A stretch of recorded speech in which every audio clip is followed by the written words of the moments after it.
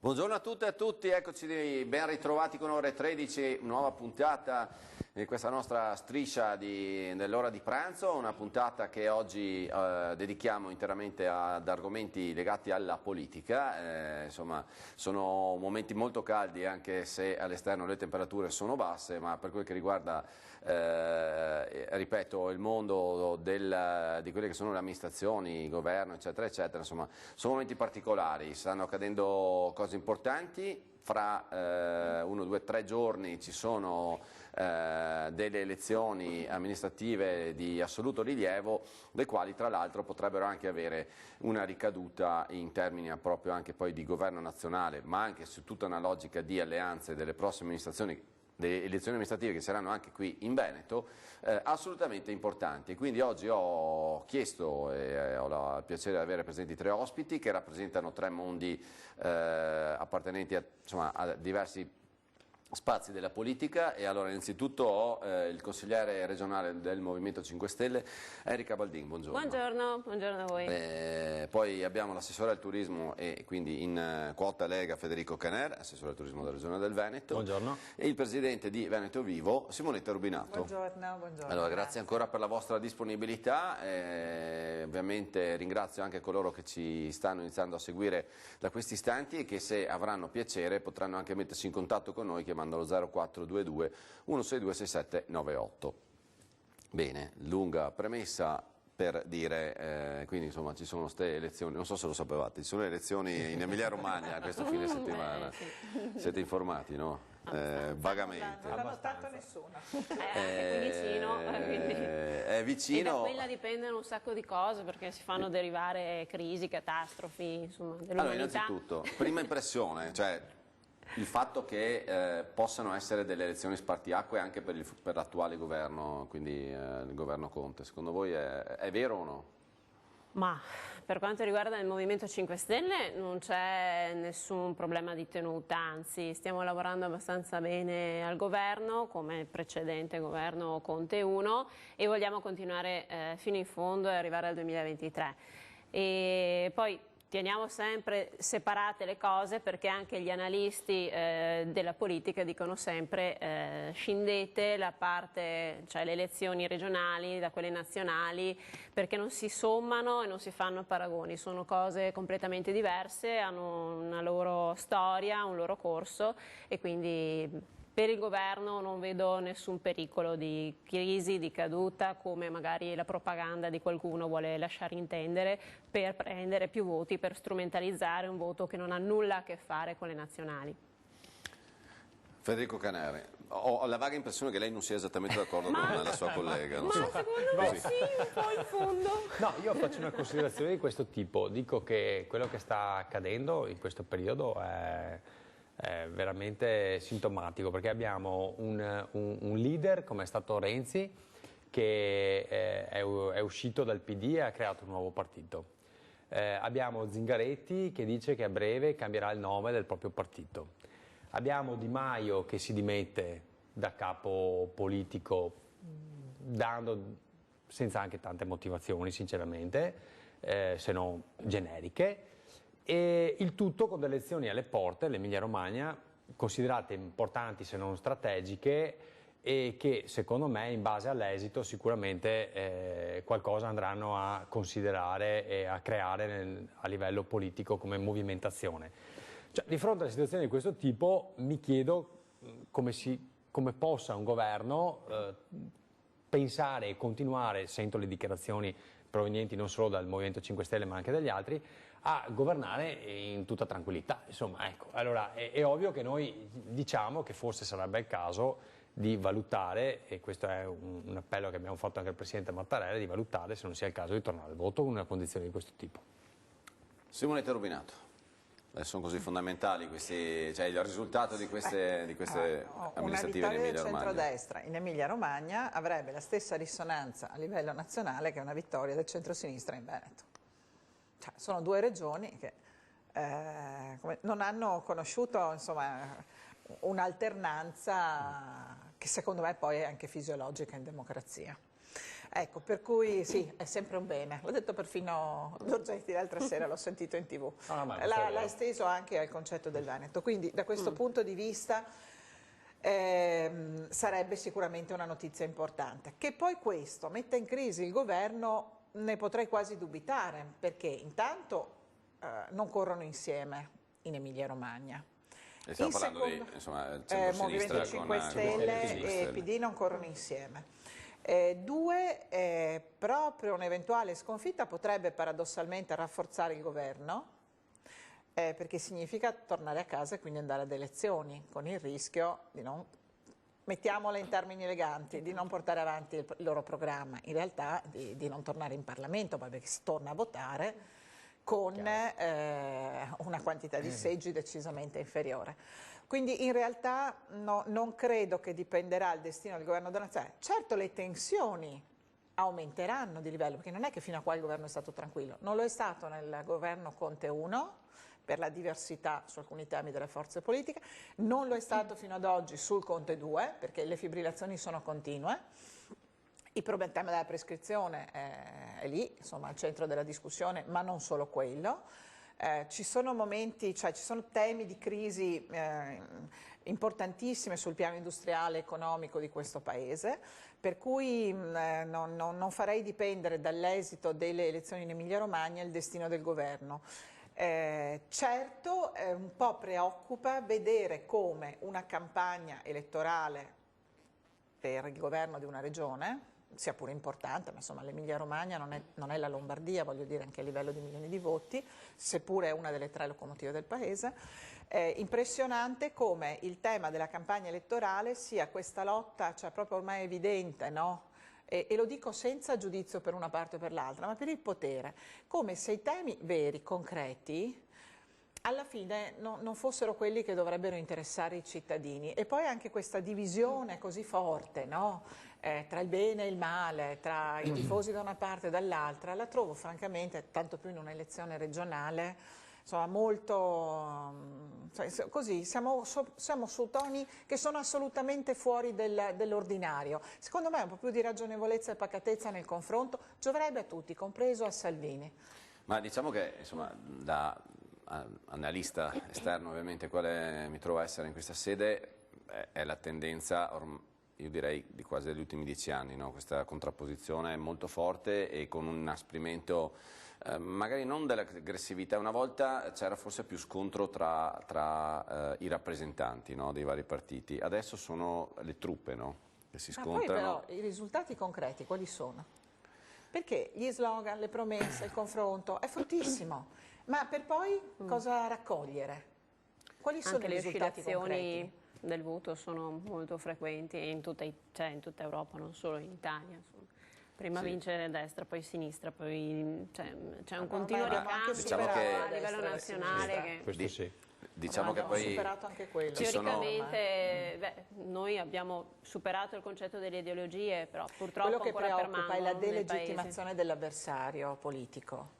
L'abbiamo conosciuta già ai tempi di Berlusconi, poi il Movimento 5 Stelle, scusami, ma ha portato del suo. Io ero quando il Movimento 5 Stelle era all'opposizione in Parlamento, io ho sentito, cioè, quelli che erano dall'altra parte erano ladri, corrotti, assassini, cioè, ne abbiamo sentiti di tutti i colori. Poi è andato al governo e si è dovuto anche lui dare una veste un po' più istituzionale, ma sempre come se l'avversario fosse il male, mentre tu sei il bene, a prescindere, come andare allo stadio. Non guardo al merito dei problemi, a chi offre la soluzione migliore, ma alla fine l'importante è che la mia squadra provi a fare gol. Con quale metodo, con quale correttezza, calpestando le istituzioni. Andrebbe bene anche la mano de Dios di Maradona, no? Quindi con degli atteggiamenti. Diciamo che le regole ci sono e vanno rispettate, no? Facendo ma anche il paragone con il calcio. È vero che ognuno pensa a far gol alla propria squadra, però è anche vero che delle regole di gioco ci sono. No, quindi in politica basterebbe rispettare le regole del gioco. Sì, però allora, solo una battuta.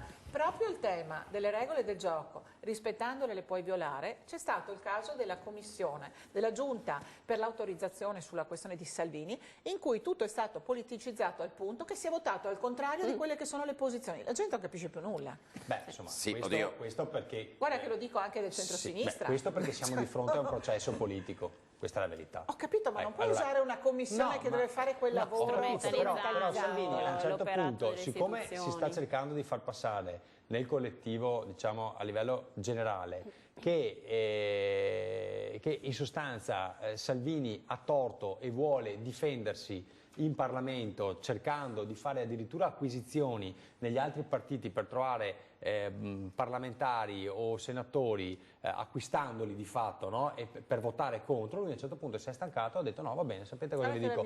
Che votiamo anche noi, e a questo punto voglio andare a processo e vediamo qual è il giudice che mi manda in galera per aver difeso i confini nazionali. Allora vediamo chi c'è al telefono, pronto? Sì, Pronto? Sì. No, certo. Pronto? Buongiorno, chi parla? Sì, buongiorno, chiamo da Padova. Buongiorno. Prego. Allora, sì, volevo parlare un attimo con la signorina delle 5 Stelle là. Il consigliere Erika Baldin.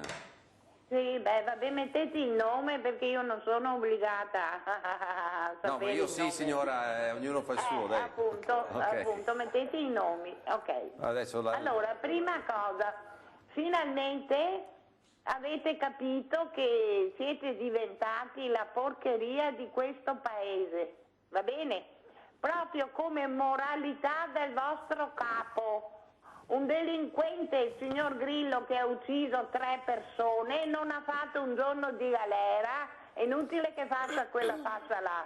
Signora, allora però sono io, mi perdoni, signora, sono io, allora, siccome io devo gestire la situazione ed è come se questi signori, anzi questi signori sono ospiti a casa mia, quindi sono io che innanzitutto chiedo a lei di, insomma, di moderare un attimo i termini e di stare in un ambito civile, grazie. Basta, l'abbiamo persa. Bene, niente, non si riesce. No, lo ribadisco anche ai prossimi telespettatori, questo è un ambito di confronto che tra l'altro Antena 3 tramite le telefonate mette a disposizione dei suoi telespettatori, è un ambito di confronto nel quale ognuno ovviamente può dire le proprie idee entro certi limiti e senza anche lanciare accuse, insomma, No, anche di perché alcun tipo. posso dire una cosa, io Erika la conosco e al di là delle posizioni politiche diverse, anche in Consiglio regionale, a volte anche aspre politicamente, però è una brava persona che fa Sì, vabbè, ma poi il se suo no torniamo lavoro. sulla logica di quello che diceva Simonetta Rubinato prima. Solo perché quindi- ha la maglietta di un certo colore Esatto. non vedo se è una Esatto. persona per bene oppure no, così pure Un flash, chi sta- giustamente, comunque anche se mi spiace, io invito comunque a richiamare la signora perché vorrei anche sentire la domanda, magari senza lanciare un certo tipo di accuse. No, Prego. anche perché se si parla di capi, non abbiamo capi a livello nazionale. A proposito, Grillo, l'avete perso ieri, ne parleremo anche. appunto, tra l'altro, cioè, Grillo ci ha lanciato in questa avventura ed è e rimane sempre un simbolo importante per il movimento e per tutti noi. Poi detto questo, ieri come tutti quanti sapete si è dimesso da capo politico Luigi Di Maio. Era già una decisione presa anche con gli altri vertici, diciamo, del movimento, insieme a ministri, insieme agli altri parlamentari. Credo perché in sostanza non si riusciva a mandare avanti una figura, una carica così importante come quella del capo delegazione nel governo e anche come capo politico del Movimento 5 Stelle, perché lo ha detto lui stesso, c'erano tantissime decisioni da prendere, migliaia di decisioni ogni giorno e non ce la si faceva più a fare sia il rappresentante, diciamo, politico del movimento sia il Dopo rappresentante istituzionale le chiederò un del parere sul governo. tempismo. Pronto? Sì. Buongiorno, sono Giusy, dottor Palladini. Eccoci, buongiorno Giusy, spero fosse la Allora, volevo dire una cosa. Vada. Perché tutti questi partitini che tutti i giorni ne nascono da uno o più, che si aggregano al capo di un Tipo? partito? Ma come si può andare avanti così? La chiamerei una filiera, non aggregazione. A questo punto è come una filiera. Giusy, però mi perdoni, ci fa un esempio, perché a cosa si riferisce? A quali partiti? No, perché adesso si uniscono tutti quanti da anni, chi per il Veneto di qua, Veneto di là, Veneto di su, Veneto di giù, e siamo nel Veneto. Dovrebbero essere tutti d'accordo per il Veneto. Non capisco perché ci devono essere dei nomi del nord e del sud, dei vivi Veneto, dei viva qua, viva là. Questo mi chiedo io. Il Veneto è nostro, è Veneto. Benissimo, quindi si rivolgeva a Simonetta Rubinato in questo caso. Ecco, grazie. Grazie a lei. No, dunque, intanto Veneto Vivo non è un partito, ma è un'associazione culturale che fa cultura di autonomia, sussidiarietà, quindi non so, forse la signora si riferiva magari a Italia Viva, ad altri partiti, ma non è il mio caso. Lei come si pone rispetto a Italia Viva? No, hanno rubato il Viva, me l'hanno rubato, non so se consapevolmente oppure no, ma ce l'avevamo prima noi questo nome e quindi evidentemente l'idea era buona. Benissimo, insomma, ma non c'entra assolutamente niente, non Beh, c'entro con Italia Viva assolutamente. Prima della pubblicità, ci fosse una prossima campagna elettorale, lei potenzialmente dove... In questo momento dove? In Italia? Partiamo a livello anche locale.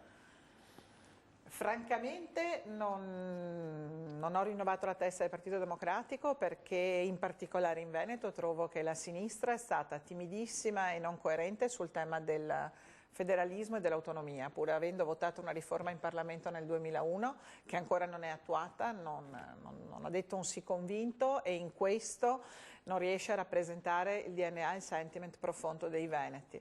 Nel centrodestra non è la mia casa, tanto più oggi che è la casa di Salvini, c'è un partito sovranista, nazionalista che secondo me c'entra poco, ma lo vedremo nel tempo con la storia federalista della Lega, che invece era una storia positiva, quindi in questo momento francamente sono in difficoltà anch'io a dirle dove mi colloco. E allora io invece non sono in difficoltà a dare la parola a quelli che sono i nostri sostenitori, ossia gli inserzionisti di Antena 3.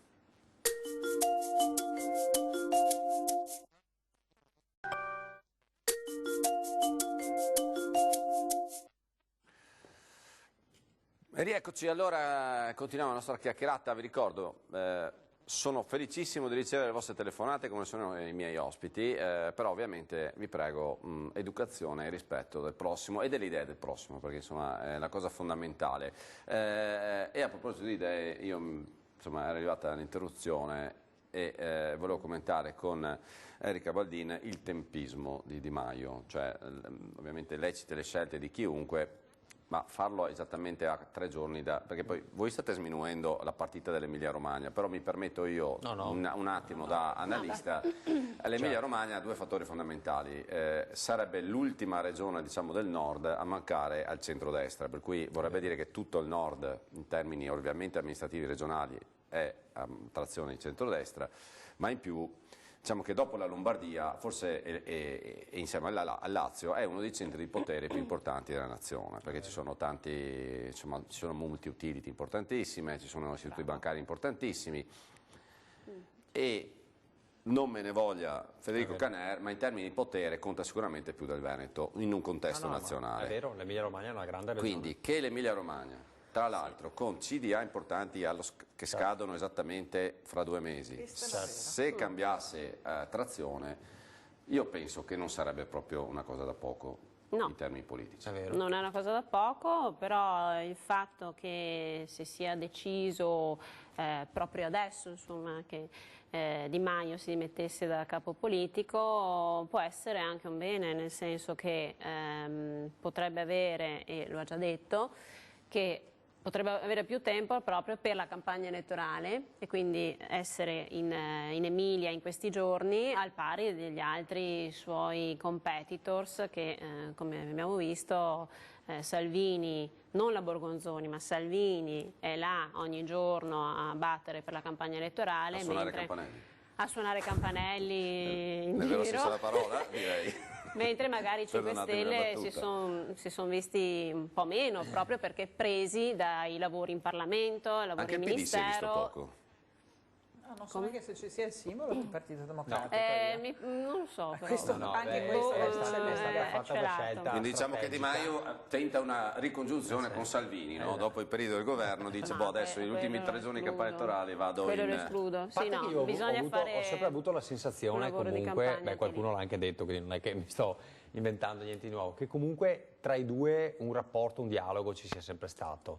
Forse anche quando c'era il governo erano i due che probabilmente smussavano un po' i cantoni, come si dice. Facevano forse più da me. Quando magari gli altri ministri in realtà si tiravano delle belle frecciate e più che frecciate, nel senso che io che parlo spesso con Erika Stefani, ottimo grande ministro nostro che ha cercato di portare avanti l'autonomia, ed lei mi diceva che in effetti era esasperata per alcuni vostri ministri, però Di Maio era colui il quale lui è stato veramente il capo più ragionevole di tantissimi parlamentari, cioè infatti sì, però a me il suo messaggio di ieri mi dispiace sta cosa, perché adesso io non so come sia Crimi mi pare, no? Che Crimi sì, è il successore da statuto, perché insomma con Di Maio era partito un po' come giustiziere della notte, poi stando al governo ha capito che probabilmente è uno di quelli che si è, diciamo così, ammorbidito e ha capito un po' come funziona anche la burocrazia, quindi bisogna saperla anche prendere. Diciamo che per l'età che ha, ragazzi, cioè ha 2 anni più di me, è stato il capo politico, parlamentare a 26 anni, vicepresidente della Camera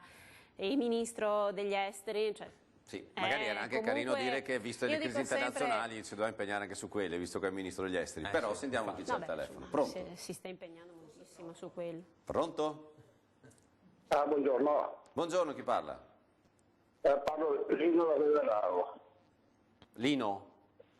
Sì. Bene. Per sapere la differenza, io non ho nessun titolo di studio, ho 82 anni, però sono un ex immigrante. Per sapere la differenza da 40 anni che sono entrato in Italia, e non perché avevo bisogno di rientrare, ho dovuto rientrare in Italia perché 5 mesi prima che io ero immigrato in Canada, i miei genitori stavano facendo qui le loro comunicazioni e mio padre ha fatto un iter perché come invalido di guerra, congelamento ai piedi e alle mani, e quindi praticamente a me, i nostri genitori, la differenza dei nostri genitori una volta, i bravi genitori che abbiamo adesso, che vediamo tutte quelle belle serie via Roma, cambiano ballerine perché non c'è il vincolo di mandato, e per sapere la differenza, perché poi a me mi interesserebbe sapere una cosa: se un operaio che fa 160 ore al mese, che prende 10 euro all'ora, quando te hai tolto il 27-28% del stipendio,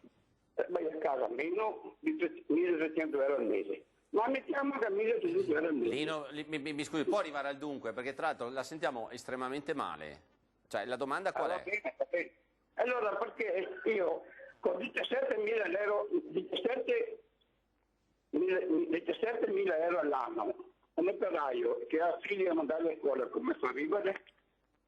E la differenza dei nostri genitori malconci ci hanno messo a lavorare, prima davano a mangiare a noi e dopo invece loro lo mangiano prima loro e dopo noi figli, anche se abbiamo 80 anni passa. Va bene, grazie a lei.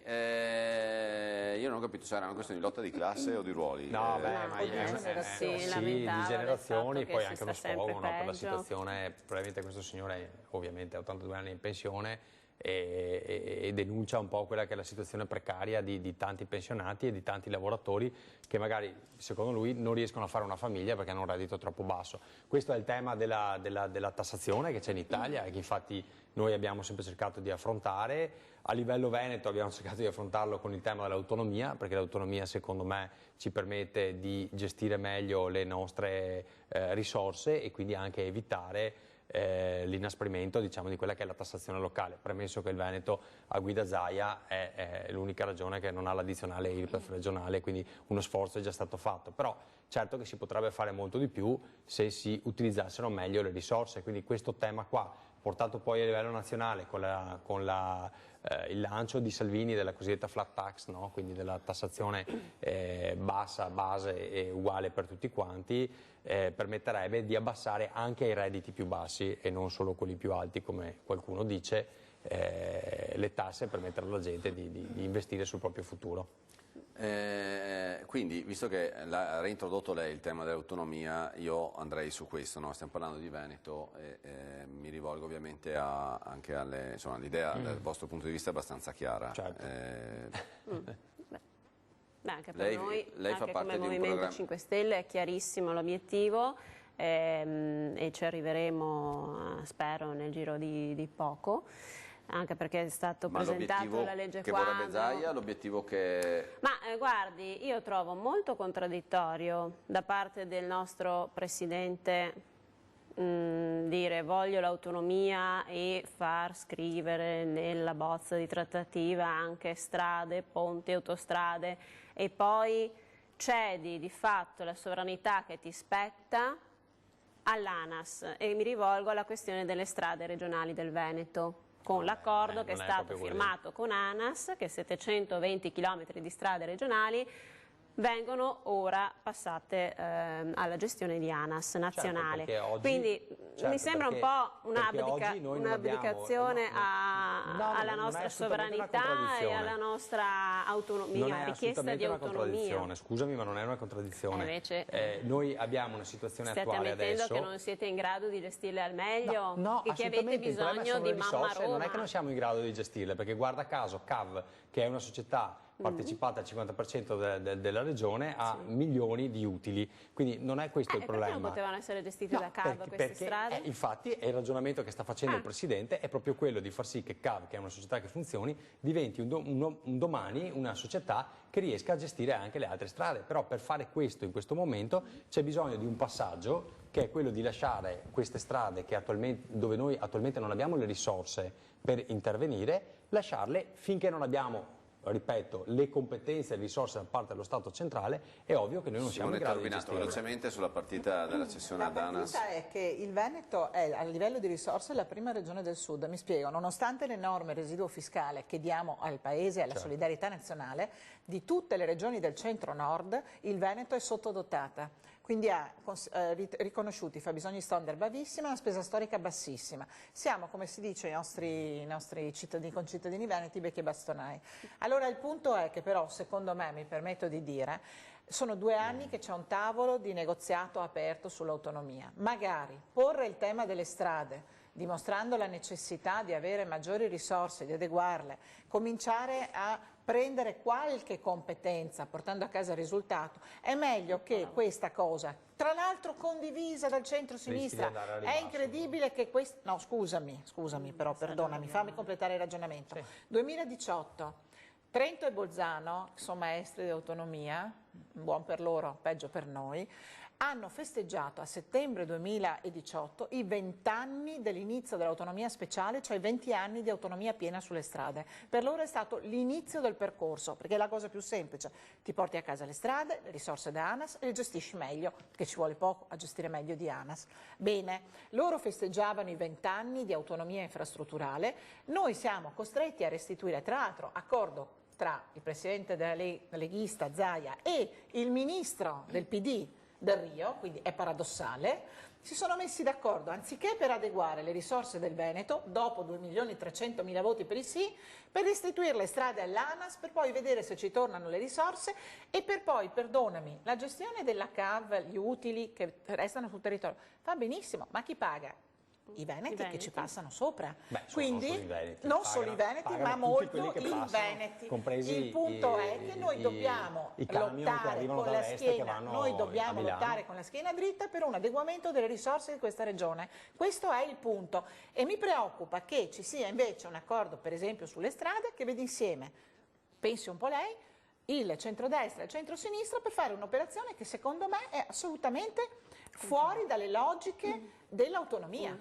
Sì. Questo è preoccupante. Simonetta, però la verità è che il ragionamento che fai è già stato posto, è da anni che viene posto, ma se non ce la dà, non ci vogliono dall'autonomia e ogni volta ma abbiamo avuto un governo con cui ha portato una valanga di voti. Noi non facciamo distinzione di governo, non facciamo distinzione di governo, scusami, perché guarda, l'ho detto prima, l'unica persona che sull'autonomia ha lavorato è stata Erika Stefani, però in Consiglio dei Ministri anche lei purtroppo, e quando dissento dalla mia collega Baldini, che posso capire che i veneti di 5 Stelle siano d'accordo sull'autonomia, purtroppo però a livello nazionale sai benissimo che non è così, perché ci sono state, insomma, c'è stata anche ironia da parte dello stesso Di Maio su queste questioni qua. Eppure stiamo procedendo, quindi vuol dire che probabilmente non era il 5 Stelle che fermava, ma magari insomma, Salvini, visto che si sta facendo campagna elettorale al sud dalla mattina alla sera. Siamo onesti, il ministro Boccia però ultimamente è venuto in Regione Veneto, ha fatto un incontro, subito. È vero che si è presentato un po', diciamo, con alcune dichiarazioni che ci hanno tenuto un po', no,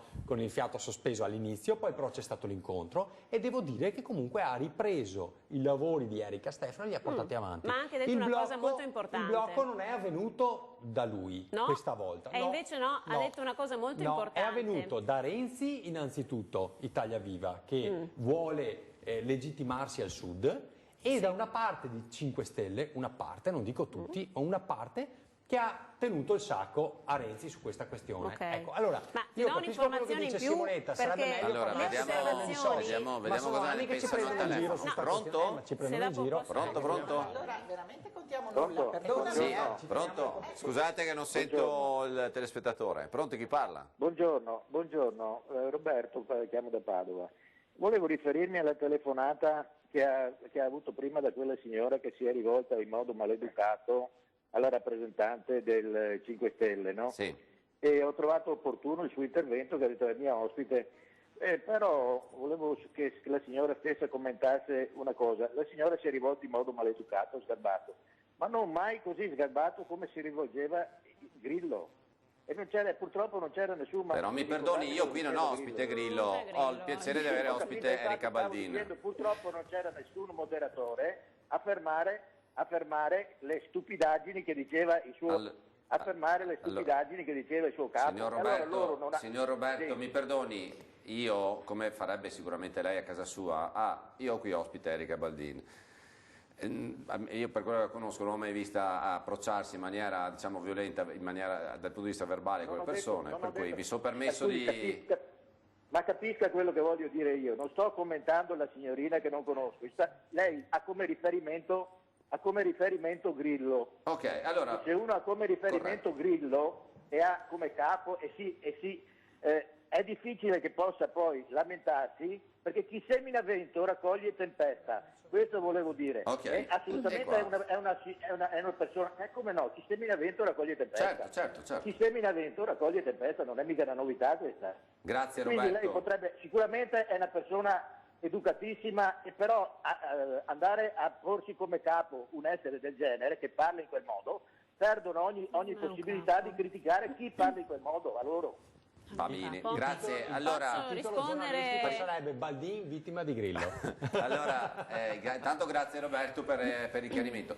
Baldini, allora facciamo così, dobbiamo andare in pubblicità. Le faccio già io la domanda così chi in onda sente la domanda. La domanda è: ha un esponente, intanto che ruolo riconoscete o esattamente ha Beppe Grillo, e ha un esponente del suo movimento, che effetto fa l'aspetto di avere, insomma, un fondatore, vediamo che ruolo ha, che effettivamente aveva un approccio verbale abbastanza aggressivo. Questa è la domanda che le faccio io. E che penso di aver interpretato anche la telefonata del telespettatore. Breve pausa e poi la risposta. Grazie.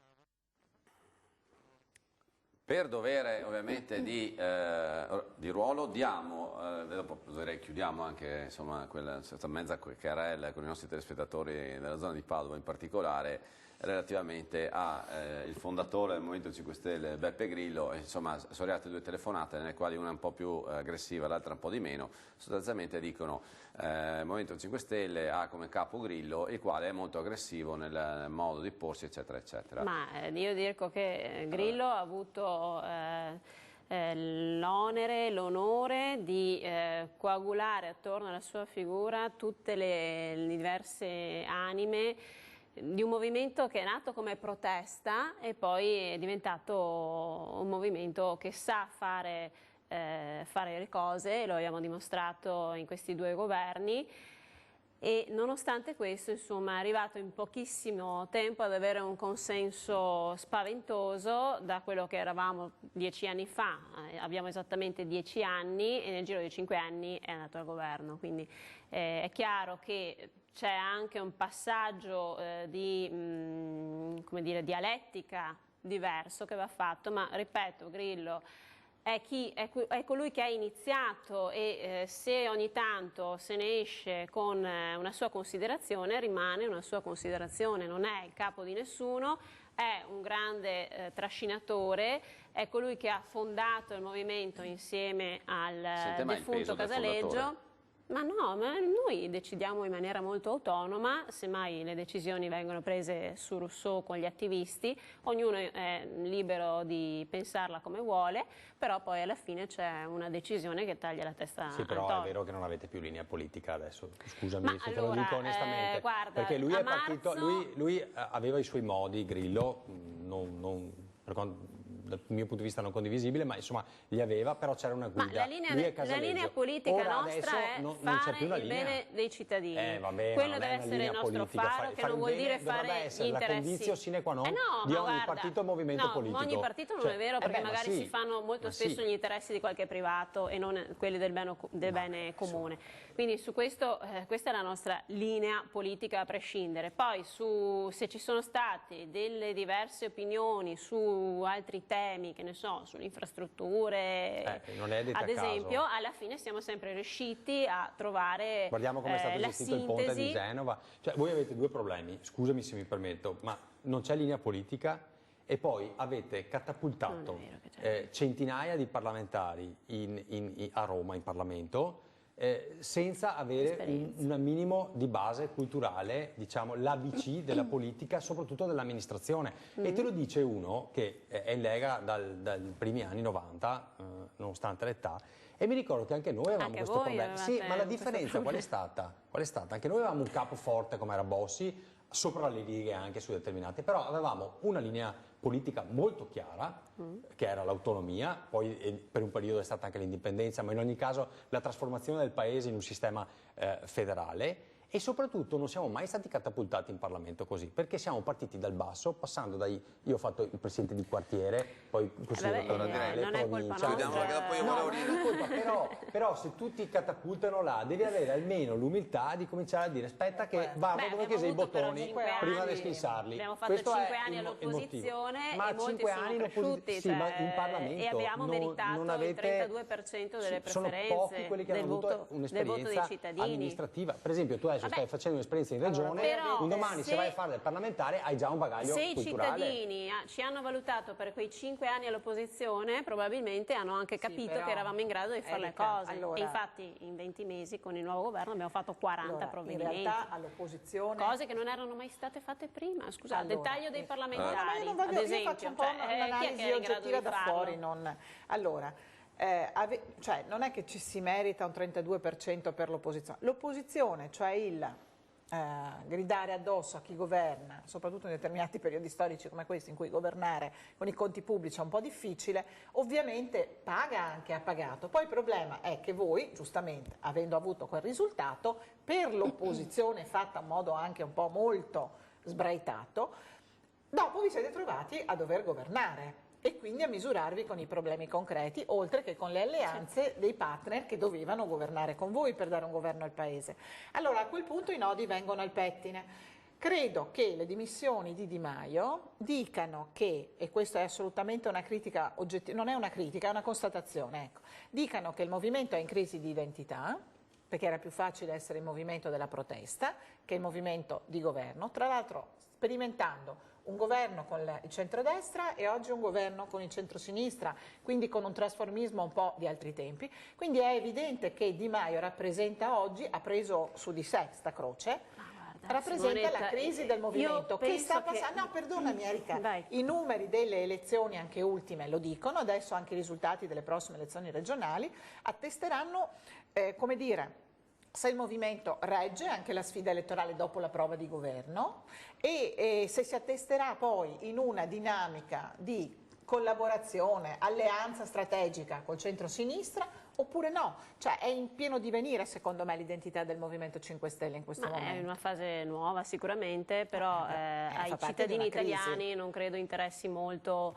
delle beghe che riguardano lo vedremo Di quando andranno a Maio votare. Allora, a me interessa- le sfide interne del partito, cioè interessano i risultati reali per il Paese, non certo. di certo Andiamo queste... oltre un attimo questo argomento. Io torno a queste benedette elezioni che ci sono nel fine settimana. Allora, prima domanda, però ecco, vi faccio un po' di domande veloci e possibilmente Giro più veloce. vi chiederei una risposta più veloce. Vince il centro. Allora, per Salvini il risultato cosa può comportare? Allora, o vince o perde. Okay? Si è molto esposto ovviamente, lo si è visto, lo si sta vedendo in queste ore. Allora, se vince cosa comporta? Se perde cosa comporta? Molto velocemente. Ma se vince Salvini è una grande vittoria, perché ricordavamo prima una regione amministrata da tantissimi anni, però bisogna anche riconoscere che se è la terza, diciamo, regione trainante dell'economia italiana, gran parte del merito probabilmente ce l'ha chi l'ha governata fino ad oggi.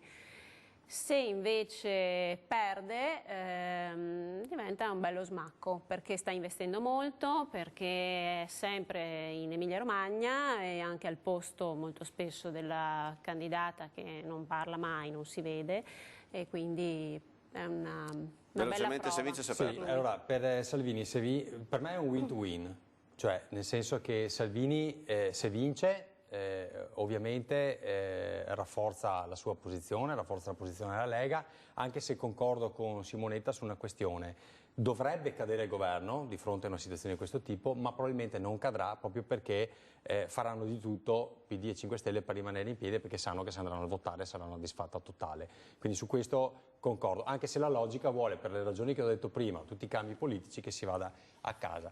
Vedo invece una situazione diversa nel caso in cui vinca Bonaccini in Emilia-Romagna, quindi il centro-sinistra, insomma il centro-sinistra. In questo caso cambiano i rapporti tra PD e 5 Stelle. Per Salvini, secondo me, è la situazione... Per Salvini dopo essersi esposto così tanto... Sì, però posso dire, guardate che noi in Emilia-Romagna abbiamo sempre contato zero, cioè avevamo 2 o 3 consiglieri regionali. Se perdiamo, non perdiamo di molto. Perdiamo lì, quindi per noi in Emilia-Romagna è una vittoria, è come se in Veneto ci fosse Luca Zaia che vince con uno scarto dell'1% o il 2% sul candidato al centro-sinistra. Per noi sarebbe una sconfitta irrilevante. Simonetta Rubinato, velocemente, che poi ho una telefonata. Ha investito tanto. Se vince ovviamente ha molta forza nel dire che c'è lo scollamento tra il palazzo e i cittadini e quindi continuare a chiedere di andare al voto può anche rafforzarsi nei sondaggi. Se perde comunque il contraccolpo ce l'ha a livello di sondaggi e ovviamente il messaggio di rottura, di richiesta delle elezioni sfuma.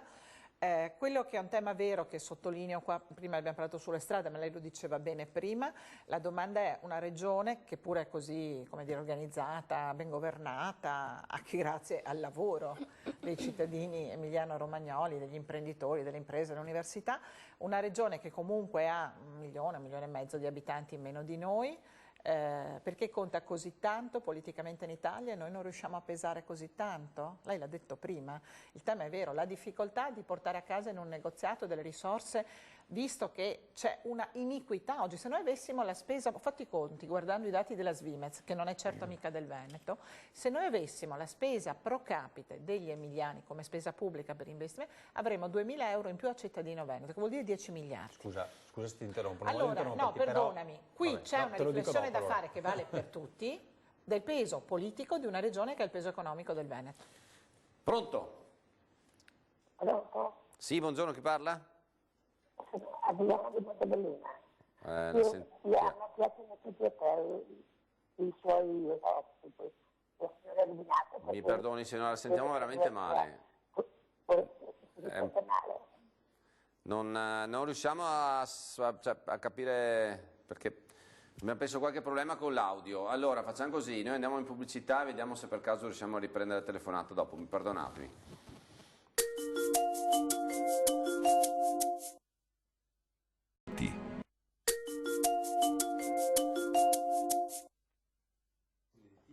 Eccoci, allora ci scusiamo con la signora di prima, veramente non penso che abbiamo qualche problema con la linea, per cui facciamo anche in questi ultimi 5 minuti fermiamo le telefonate. Vi ringrazio, comunque seguiteci perché siamo nella fase di chiusura. Io vorrei arrivare però poi alle cose di casa nostra, perché insomma la cosa più importante in termini politici che accadrà in questo 2020 in Veneto sono le elezioni regionali. E qui i rumors nel nostro ambiente giornalistico dicono non è ancora partita la campagna vera e propria con tutte le sue caratteristiche, perché si sta aspettando quello che accade in Emilia Romagna. Pensa un po'. È quello che si sente, in funzione anche di possibili destinazioni diverse di quello che è il candidato del centrodestra. Adesso io non lo so se sono rumors, se sono invenzioni. Insomma, lei che ha un rapporto più diretto. No, beh, insomma, io penso è normale che si scatenino rumors di questo tipo, perché da più parti ovviamente arriva un po', no, l'idea, il fatto che nel caso in cui cade il governo sicuramente il presidente Zaia possa essere una persona di spicco, e ovviamente per le capacità che ha dimostrato in questi anni in molti lo sostengono, non soltanto in Veneto ma addirittura fuori Veneto. Detto questo, però, io vedo difficile il fatto che il Presidente, e mi pare che stia andando in questa direzione, perché i segnali che abbiamo noi diretti sono quelli di un Presidente che si candida per il suo terzo ed ultimo mandato. Certo non lo fa come lo ha fatto nelle precedenti amministrative, con una campagna elettorale, mi passi il termine, classica, ma lo fa da amministratore, cioè da uno che ogni giorno è sul pezzo. Cioè, adesso parliamoci chiaro, Luca Zaia non ha bisogno di fare una campagna elettorale di spot, vorrei fare questo.